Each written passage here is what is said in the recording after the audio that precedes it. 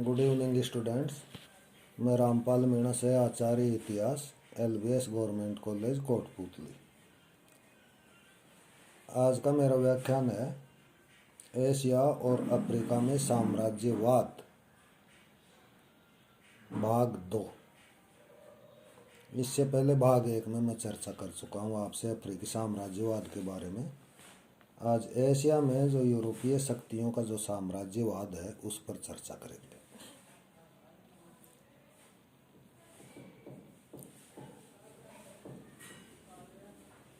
Asia में प्रमुख देश थे भारत, चीन व जापान। जापान खुद ही एक साम्राज्यवादी देश था। नंबर 1, भारत में साम्राज्यवाद। भारत में यूरोपीय व्यापारी मसालों व कपड़ों के व्यापार के लिए आए थे और इनमें क्रमशः पुर्तगाली, डच, फ्रांसीसी और अंग्रेज भारत आए थे। अंग्रेज भारत में 300 वर्ष तक रहे। 1612 से 1757 तक 1612 से 1757 तक ईस्ट इंडिया कंपनी ने भारत में व्यापार किया। 1757 से 1858 तक ब्रिटिश ईस्ट इंडिया कंपनी का शासन रहा और 1858 ईस्वी से 1947 ईस्वी तक ब्रिटिश सरकार का शासन रहा। नंबर 2, चीन में साम्राज्यवाद। प्राचीन समय में चीन भी भारत की तरह संपन्न था, लेकिन 19वीं सदी तक आते आते चीन भी कमज़ोर हो गया। यूरोप के व्यापारी अफीम व चाय बेचने के लिए चीन जाते थे। चीन के राजाओं ने अफीम पर आयात शुल्क ज़्यादा लगा दिया, अतः 1839 ईस्वी में प्रथम अफीम युद्ध हुआ और 1856 ईस्वी में दूसरा अफीम युद्ध हुआ, जिसमें चीन की यूरोपीय शक्तियों के सम्मुख हार हुई। जापान ने भी साम्राज्यवादी विस्तार के लिए चीन पर हमला कर दिया था। यूरोपीय देशों ने आपसी सहमति से सामान्य नीति अपनाई, जिसे प्रभाव क्षेत्र की स्थापना कहा जाता है। इसके तहत दक्षिणी चीन सागर पर इंग्लैंड, वियतनाम पर फ्रांस, हुआंगहो पर जर्मनी और उत्तरी चीन पर रूस का प्रभाव क्षेत्र रहा। चीन को पराजित करने के बाद यूरोपीय देशों ने एक समझौता किया, जिसके अनुसार वे एक दूसरे के अधिकार क्षेत्र में व्यापार कर सकते थे।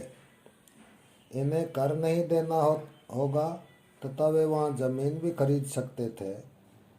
यद्यपि चीन की स्थानीय सरकार बनी रही,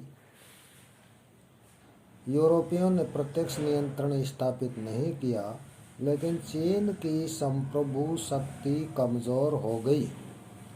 1898-99 में यूरोप के देशों व अमेरिका द्वारा चीन के बंदरगाहों को कर मुक्त करवा दिया गया। जापान ने भी इसका फायदा उठाया।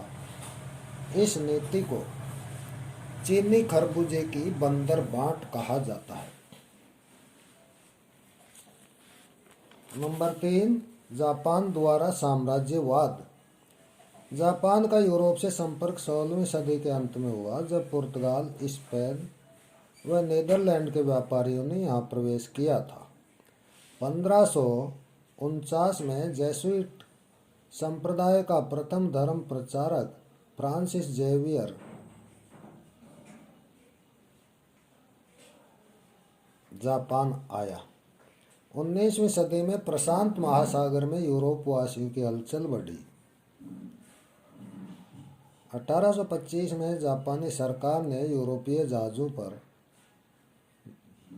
जहाज़ों के आवागमन पर प्रतिबंध लगा दिया, लेकिन संयुक्त राज्य अमेरिका के नौसैन्य कमांडर कमोडोर पेरी के आगमन, जो 8 जुलाई 1853 को जापान आया था, उसके आगमन के बाद 1854 की संधि के तहत अमेरिका वालों से व्यापार हेतु 2 बंदरगाह खोल दिए गए एवं 1858 ईस्वी में 4 बंदरगाह खोल दिए गए।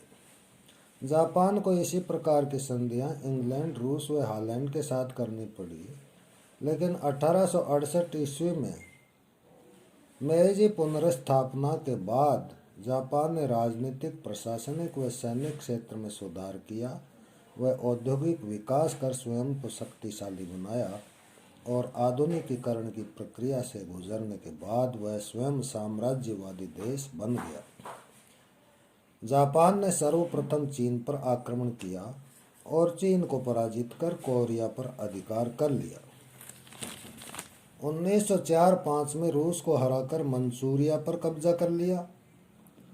दूसरे विश्व युद्ध में जापान ने Philippines, Malaysia, Burma, Vietnam, Singapore, Hind चीन, ताइवान और हिंदेशिया पर अधिकार कर लिया। द्वितीय विश्व युद्ध में हार जाने के पश्चात जापान ने साम्राज्यवाद की नीति का परित्याग कर दिया। इस प्रकार एशिया और अफ्रीका में साम्राज्यवाद का ये सेकंड चरण संपन्न हुआ।